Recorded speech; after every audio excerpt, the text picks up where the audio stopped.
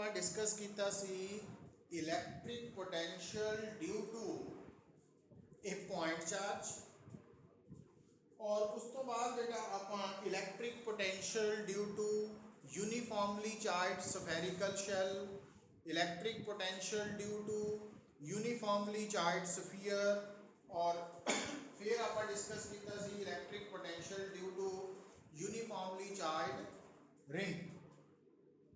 तो हुण बेटा आप स्टार्ट करना electric potential due to number of point charges. पर उस तो पहला बेटा देखो कि ग्रुप दे विच ना मैं एक तो असाइनमेंट 6B अपलोड कर दी है और दूसरा PDF नंबर 8 भी अपलोड कर दी है। तो तुसी उतों देख सकते हैं ना PDF ते असाइनमेंट नूं। हुण जदों बेटा आप गल करते हैं electric potential due to number of point charges, basically अगर थोड़े सामने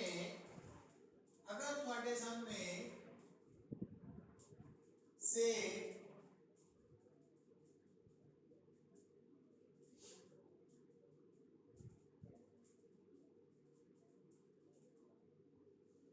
n पॉइंट चार्जेस गिवन है और थानू बोलिया जाता find the electric potential at point P due to all these point charges. तो अगर थोड़े सामने बेटा number of point charges given है और थानू इन्हां पॉइंट चार्जेस के कारण P पॉइंट ते इलैक्ट्रिक पोटेंशियल फाइंड आउट करन नूं कहा जाता, तो उहदे च सिंपली तुसी की करना, जो फर्स्ट पॉइंट चार्ज है ते जो पॉइंट ऑफ ऑब्जर्वेशन है, तो इहदे विच तुसी डिस्टेंस नोट कर लेना R1। फिर तुसी जो सेकंड पॉइंट चार्ज है और P पॉइंट जिथे पोटेंशियल निकालने को बोला गया उत्थे का डिस्टेंस नोट कर लेना। तो इस तरह तुसी हर पॉइंट चार्ज का पॉइंट ऑफ ऑब्जर्वेशन तो डिस्टेंस नोट कर लेना। हुण फिर तुसी की करना, जिहड़ा फर्स्ट पॉइंट चार्ज है इहदे करके P पॉइंट ते जो पोटेंशियल पैदा हो रहा वो फार्मूला तो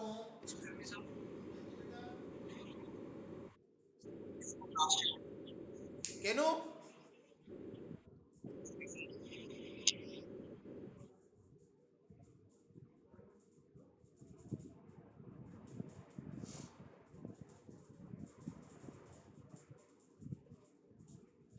तो बेटा तुसी जितने भी पॉइंट चार्जेस है सब तो पहला पॉइंट ऑफ ऑब्जर्वेशन का उन्हां पॉइंट चार्जेस को डिस्टेंस नोट कर लेना। फिर तुसी फर्स्ट पॉइंट चार्ज के कारण P पॉइंट के पोटेंशियल नोट करना। फार्मूला केड़ा यूज होना 1/4 pi epsilon naught Q by R। तो फिर सेकंड लई एंड सो ऑन।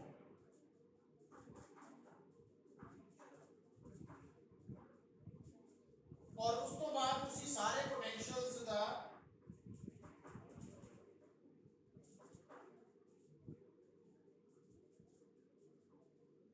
सम ले लेना।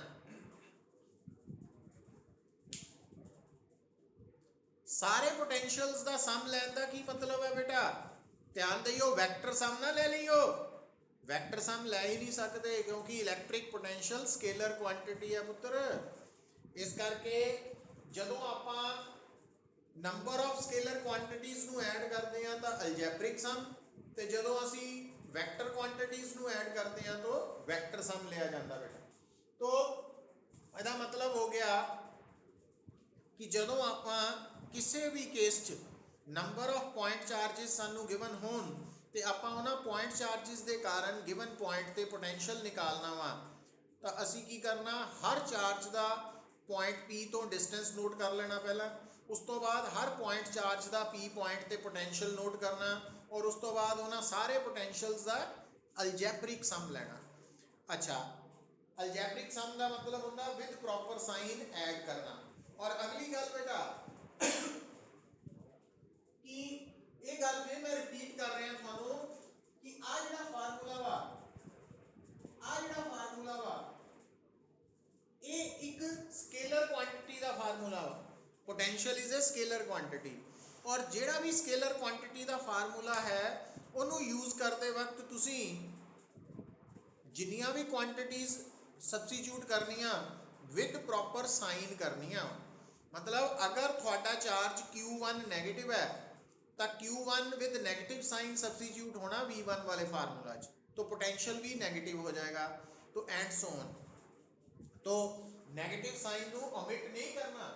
ये गल मैं बार बार रिपीट कर रहा जिथे स्टूडेंट्स नॉर्मली गलती करते हैं ना, तो जिन्ने भी स्केलर क्वांटिटीज के फार्मूलाज है उन्होंने विच स्केलर क्वांटिटीज के फार्मूला उन्होंने विच जदों भी वैल्यूज सबस्टिट्यूट करनियां विद प्रॉपर साइन करनियां। तो इत्थे तक क्लैरिटी है पुत्र?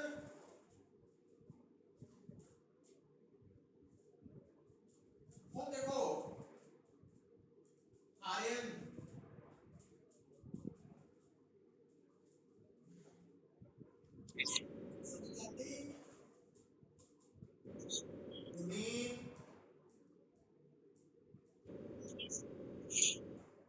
लक्ष्य कृष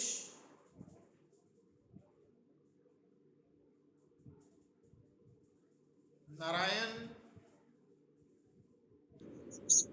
समरीत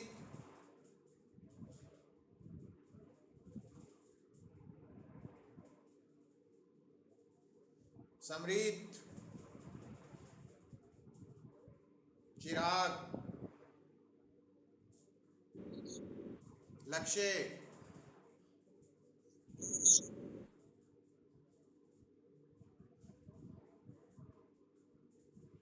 तो देखो बेटा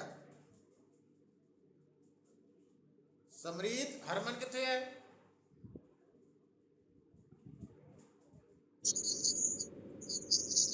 ठीक है बेटा कोई गल नहीं कोई ना हो बेटा।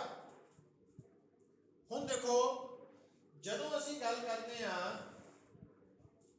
नैक्सट टॉपिक दी, हुण तुहानूं याद होएगा कि जदों आपां कल electric potential due to uniformly charge ring वाला टॉपिक कीता सी, तो रिंग नूं आपां स्मॉलर पोर्शनस च डिवाइड कर रहा सी। और जदों आपां किसी भी सिस्टम नूं स्मॉलर पोर्शन च डिवाइड करते हैं तो each smaller portion of charge body नूं असीं कहने हैं, क्योंकि जिहड़ी रिंग है ना वो बेसिकली एक वायर है, तार है।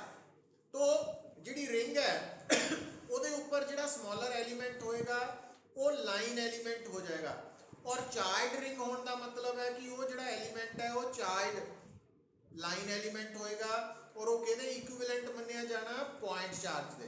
तो तुहानूं याद होएगा कि जिहड़ा रिंग वाला केस है ਉਹਦੇ ਵਿੱਚ ਅਸੀਂ एक पॉइंट ते एलिमेंट नूं हाईलाइट करके और उस पॉइंट दे करके पोटेंशियल निकालिया सी, formula due to point charge वाला लगाया सी और उस तो बाद फिर इंटीग्रेट करती सी। एक्चुअली रिंग जिहड़ी है ना वो कॉन्टीन्यूअस डिस्ट्रीब्यूशन ऑफ चार्जेस है, जबकि आ जिहड़े Q1 Q2 Q3 है ਇਹਦੇ ਵਿੱਚ चार्जेस एक दूजे तो ਵੱਖਰੇ है, तो इनू कहने हैं डिस्क्रीट डिस्ट्रीब्यूशन ऑफ चार्जेस अलग अलग। जबकि रिंग दे विच जिहड़े पॉइंट चार्जेस है बिल्कुल नाल नाल जुड़े है, वो सी कॉन्टीन्यूअस डिस्ट्रीब्यूशन ऑफ चार्जेस। तो डिस्क्रीट डिस्ट्रीब्यूशन ऑफ चार्जेस के अंदर बेटा असी हर पॉइंट चार्ज की पोटेंशियल की वैल्यू नू नोट करके सम लवांगे अलजैब्रिक सम। जबकि कॉन्टीन्यूअस चार्ज डिस्ट्रीब्यूशन असी जिन्ने भी पॉइंट चार्जेस है ना उन्होंने नहीं कंसिडर करांगे, आपां एक पॉइंट चार्ज का पोटेंशियल निकाल के इंटीग्रेट करके टोटल पोटेंशियल निकालते हैं, जो कि आपां कल कीता भी सी। हुण अगला टॉपिक है बेटा जिहड़ा काफ़ी इंपॉर्टेंट है, वो है electric potential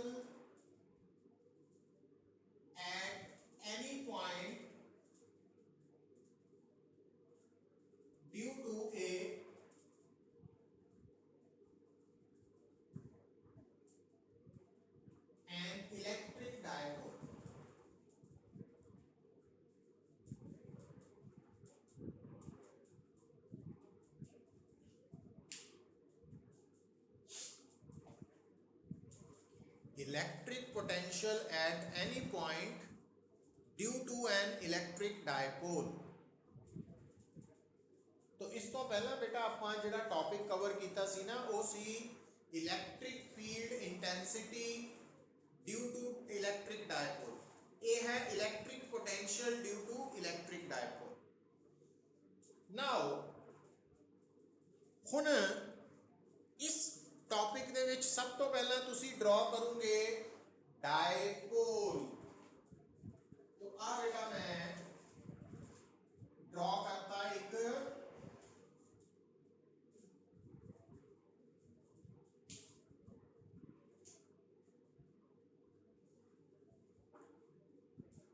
dipole minus Q plus Q.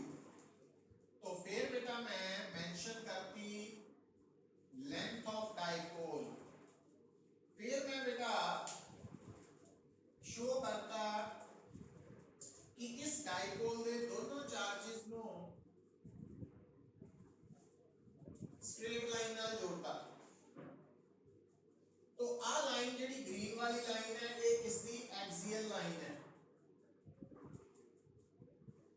फिर बेटा मैं इस डायपोल का सेंटर मार्क किया है ना, और इस सेंटर को मैं ओरिजिन मान लिया। तो आज की लाइन है बेटा ये हो गई इक्वेटोरियल लाइन। हुन इस आर्टिकल का हेडिंग है electric potential at any point due to dipole. तो ਇਹਦਾ मतलब ਜਿਹੜਾ ਤੁਹਾਡਾ पॉइंट ऑफ ऑब्जर्वेशन है वो जिथे मर्जी हो सकता वो कंसीडर करता। नाउ बेटा जिहड़ा ये पॉइंट असी कंसीडर किया ये पॉइंट डायपोल दे नेगेटिव चार्ज तो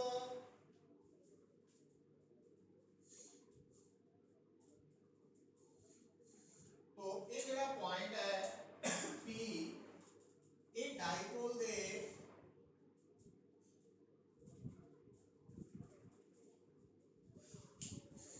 नेगेटिव चार्ज तो डिस्टेंस r1 पे है और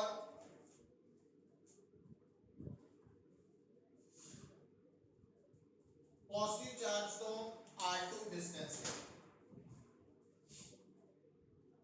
तो अगर थानू कोई कहे कि इस डायग्राम के अकॉर्डिंगली P पॉइंट ते पोटेंशियल निकालो तो थानू समझ होनी चाहिए है कि इत्थे बेटा दो डायपोल का मतलब दो पॉइंट चार्जेस एक माइनस क्यू एक प्लस क्यू। तो जिहड़ा माइनस क्यू पॉइंट चार्ज है उहदे करके P पॉइंट ते पोटेंशियल की वैल्यू आएगी 1/4 pi epsilon naught Q minus Q by R1 और प्लस Q करके P पॉइंट ते पोटेंशियल की वैल्यू आएगी 1/4 pi epsilon naught Q by R2 और टोटल पोटेंशियल की वैल्यू किया जाएगी बेटा V1 प्लस V2 या V2 प्लस V1। वो तो कोई फर्क ही नहीं पैदा क्योंकि जी सिंपल एडिशन है वो कम्यूटेटिव है। तो और बेटा जो आप वैल्यूज पुट करांगे इथे तो 1/4 pi epsilon naught Q common है तो अंदर की बचा 1/R2 माइनस 1/R1। तो आ साडा आंसर आ गया। तो ये असी फाइंड आउट कर लिया electric potential at any point due to dipole. पर बेटा इस रिजल्ट दे विच प्रॉब्लम की है। तो इस रिजल्ट दी बेटा प्रॉब्लम ये है इस रिजल्ट दे विच दो अलग अलग डिस्टेंस यूज हो रहे हैं R1 एंड R2।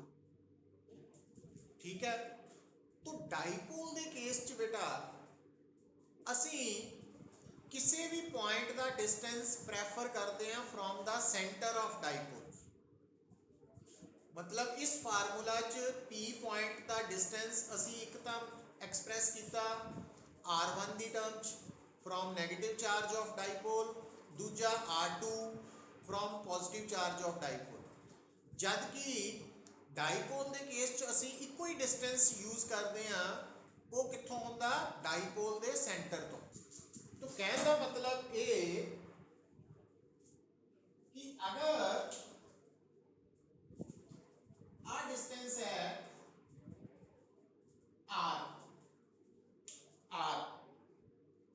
तो साडा रिजल्ट जिहड़ा है ना, जो साडे सामने v है ਉਹਦੇ ਚ r1 r2 ਦੀ ਜਗ੍ਹਾ r ਆਣਾ ਚਾਹੀਦਾ ਵਾ ਕਿਸੇ ਤਰੀਕੇ ਨਾਲ, ਤਾਂ ਕਿ ਸਾਨੂੰ ਇੱਕੋ ਡਿਸਟੈਂਸ ਦੇ ਨਾਲ ਰਿਜ਼ਲਟ ਮਿਲ ਸਕੇ ਔਰ ਉਹ ਡਿਸਟੈਂਸ p ਪੁਆਇੰਟ ਦਾ ਸੈਂਟਰ ਆਫ ਡਾਈਪੋਲ ਤੋਂ ਹੈ।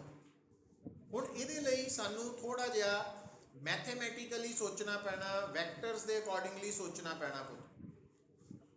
ਦੇਖੋ ਕਿਦਾਂ, ਹੁਣ ਗੱਲ ਨੂੰ ਬੜੇ ਆਰਾਮ ਨਾਲ ਸਮਝਿਓ ਪੁੱਤ।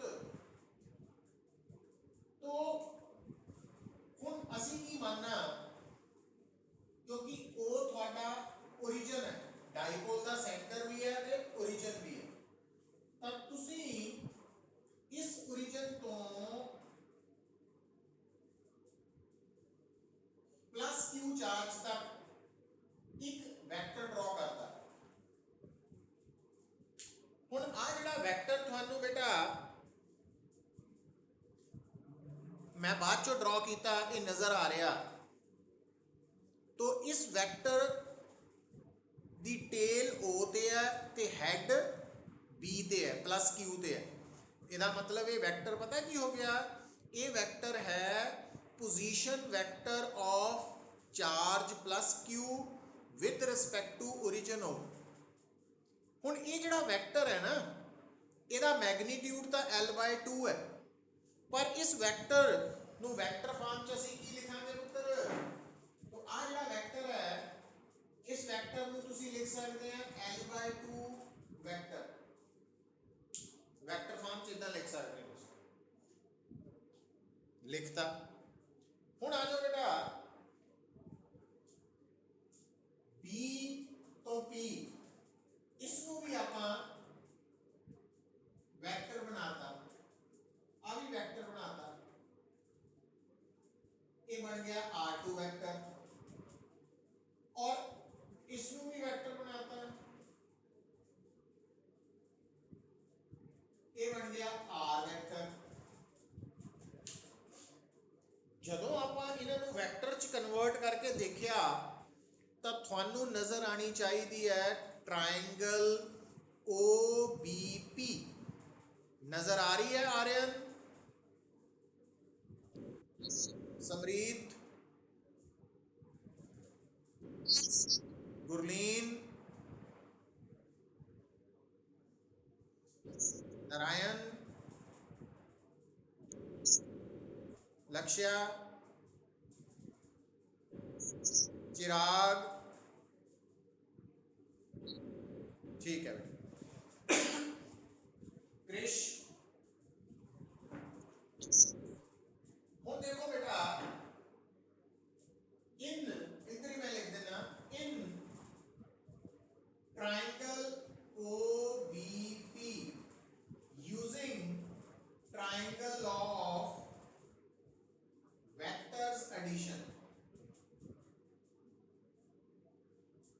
तो आज ये मैं ट्रायंगल बनाई है, ट्रायंगल लॉ के accordingly this vector and this vector ये सेम ऑर्डर च है और आ वेक्टर ऑपोजिट ऑर्डर च है। ऑपोजिट ऑर्डर वाला वेक्टर सेम ऑर्डर वाले वेक्टर्स का, तो सेम ऑर्डर वाला वेक्टर आ दो है और आ ऑपोजिट ऑर्डर वाला वा, तो इन्हां दोनों का रिजल्टेंट आया, तो R2 वेक्टर की वैल्यू आ गई R - L/2। हुण सानू बेटा R2 वेक्टर नहीं चाहिए, सानू R2 वेक्टर का मैग्नीट्यूड चाहिए। तो R2 का मतलब है मॉड ऑफ R2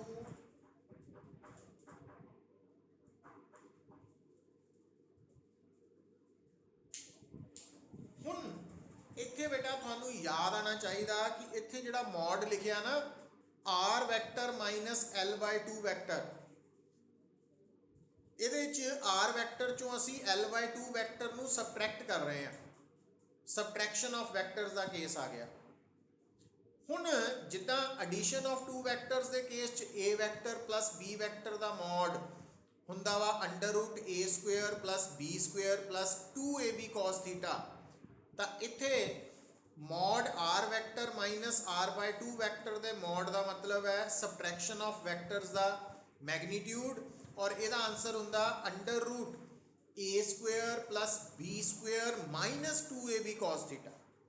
तो ਇਹਦਾ ਮਤਲਬ r2 ਦੀ ਵੈਲਿਊ ਬੇਟਾ ਆ ਜਾਣੀ ਹੈ a² plus b² minus 2ab cos θ under root r2 ਕੱਟੇ ਜਾਣੇ ਤੋਂ, तो ਤੁਹਾਡਾ ਰਿਜ਼ਲਟ ਬਣ ਜਾਣਾ √r² plus l²/4 minus rl cos θ। तो देखो, तो r2 ਦੀ ਵੈਲਿਊ ਤੁਹਾਡੇ ਸਾਹਮਣੇ ਹੈ r² plus l²/4 minus rl cos θ ਦੀ ਪਾਵਰ ਹਾਫ, ਤੇ ਸਾਨੂੰ ਇੱਥੇ ਬੇਟਾ ਆ ਰਿਜ਼ਲਟ ਚਾਹੀਦਾ 1/r2, ਇਹ ਬਣ ਜਾਣਾ r² plus माइनस हाफ, उल्टा हो जाना ना तो पावर माइनस च आ जानी। ਹੁਣ ਇਹਨੂੰ ਸੋਲਵ ਕਰਨਾ ਪਊਗਾ ਆਪਾਂ। ਹੁਣ ਤੁਸੀਂ ਇਸ ਐਕਸਪ੍ਰੈਸ਼ਨ ਚ r² ਕਾਮਨ ਕੱਢੋ, ਜਦੋਂ r² ਕਾਮਨ ਕੱਢੋਗੇ ਤਾਂ ਹੋਲ ਪਾਵਰ ਮਾਈਨਸ ਹਾਫ ਹੈ ਉਹ ਵੀ ਬਾਹਰ ਆਣੀ, ਤਾਂ ਅੰਦਰ ਰਹਿ ਜਾਣਾ 1 plus l²/4 r² minus rl cos θ by r²। तो 1/r2 ਦੀ ਵੈਲਿਊ ਇਹ ਆ ਗਈ ਹੈ। ਥੋੜਾ ਮੈਥਮੈਟਿਕਲ ਕੁਐਸਚਨ ਹੈ, ਇਹਨੂੰ ਧਿਆਨ ਨਾਲ ਸਮਝੋ ਪੁੱਤ, ਇਹਦੇ ਤੇ ਕਨਸੈਂਟਰੇਟ ਕਰੋ। तो 1/r2 आ गया 1/r, क्योंकि पावर माइनस हाफ है ना, 1 plus l²/4 r² minus rl, की कार कटे जाना।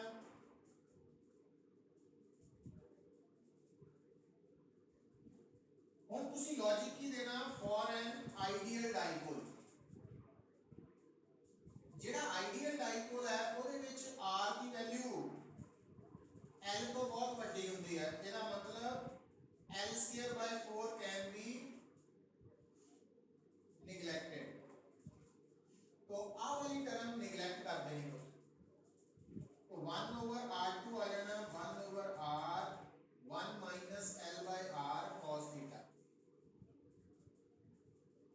ਹੁਣ ਤੁਹਾਨੂੰ ਇੱਥੇ ਯਾਦ ਪਤਾ ਕੀ ਆਣਾ, एक्चुअली आ 1 है और आ टर्म भी लेस देन 1 है, क्योंकि l छोटा वा r ज्यादा वा, पर इनु नेग्लेक्ट नहीं करना, इनु रखना वा।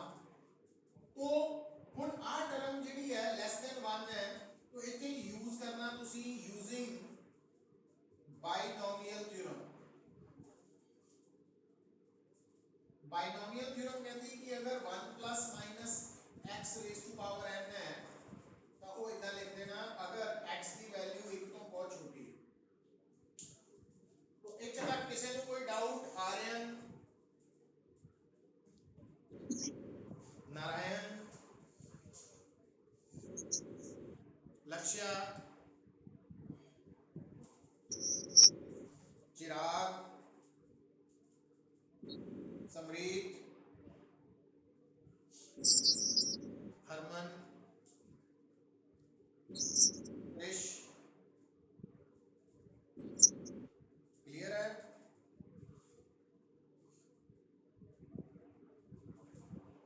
देखो बेटा, हुन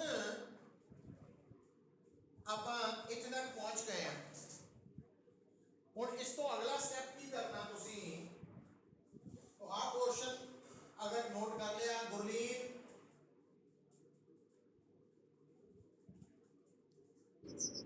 कर लिया, तो ਹੁਣ बेटा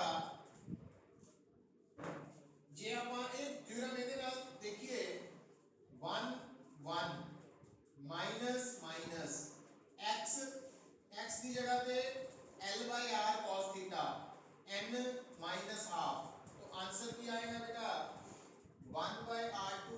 equal to 1 by R 1 minus half 1 by R 1 plus half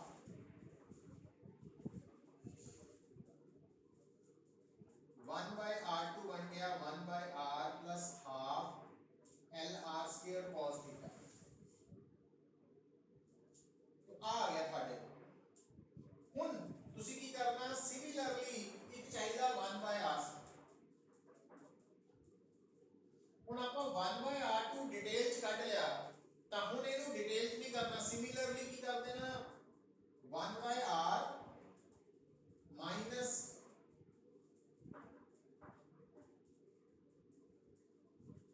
तो आ प्लस है आ माइनस है ਹੁਣ ਤੁਹਾਨੂੰ ਕਈ ਵਾਰ याद करते वक्त कन्फ्यूजन हो जाती है कि एक च प्लस है एक च माइनस किहदे च प्लस किहदे च माइनस है ना ਉਹਦਾ लॉजिक भी ध्यान नाल देखो बेटा क्योंकि डायग्राम के अकॉर्डिंगली जेड़ा r2 वेक्टर है इसका मैग्नीट्यूड r2 r1 तो छोटा वा तो जे r2 का मैग्नीट्यूड छोटा होएगा तो 1 बाय r2 ज्यादा होएगा ते r1 का मैग्नीट्यूड ज्यादा वा तो 1 बाय r1 घट होएगा तो इस करके 1 बाय r2 ज्यादा का मतलब प्लस ते 1 बाय r1 छोटा मतलब माइनस r1 बड़ा वा r1 लार्जर है बट 1 बाय r1 स्मॉलर है तो इस करके माइनस प्लस का चक्कर इथों पता लग जाएगा हुण तुसी आ जिहड़ी वैल्यू है ये दोनों वैल्यूज इत्थे पुट कर देनी है बेटा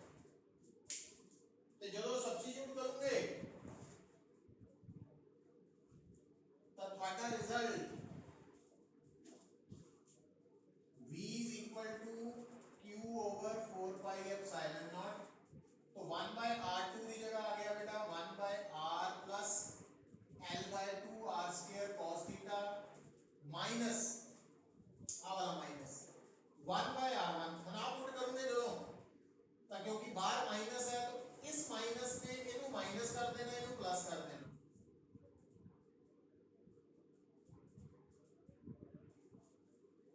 आप कैंसिल आउट हो जाएंगे तो आ दोनों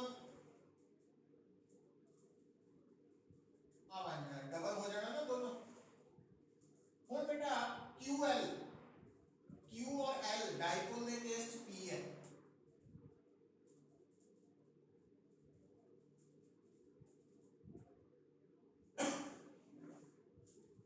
और इस पूरी डिस्कशन च बेटा आपां थीटा यूज कर रहे हैं ये थीटा है कि तो थानू याद होएगा कि जदों आपां वैल्यू केदी कड्डी सी mod r minus l by 2 तो आ वेक्टर और आ वेक्टर इन्हें दोनों च बनने वाला एंगल है थीटा मींस आ वाला एंगल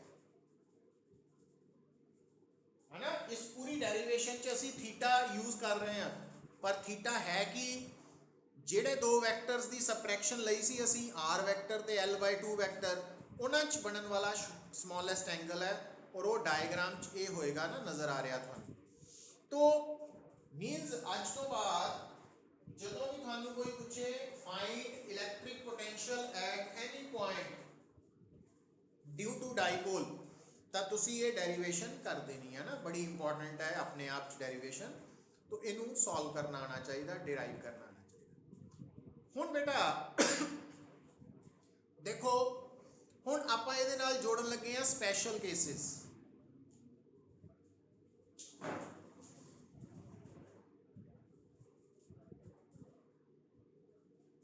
अगर तुहाडा पॉइंट P इत्थे है मतलब आ P अगर इत्थे शिफ्ट करिए तो आ वाली जिहड़ी लाइन है एक एकदम हो जाएगी मींस थीटा 0 हो जाएगा तो जे बेटा असी आ वाला पॉइंट इथे की जगह इथे लिखिए तो थीटा 180 डिग्री हो जाएगा तो cos 0 degree plus 1 cos 180 degree minus 1 इसका मतलब एक्सियल लाइन के ऊपर पोटेंशियल की value plus minus p by 4 pi epsilon naught r square ਤੇ ਜੇ ਆਪਾਂ ਗੱਲ ਕਰੀਏ ਔਨ ਇਹ ਐਕਸੀਅਲ ਲਾਈਨ ਲਈ ਹੈ ਤੇ ਜੇ ਇਕੁਆਟੋਰੀਅਲ ਲਾਈਨ ਲਈ ਹੈ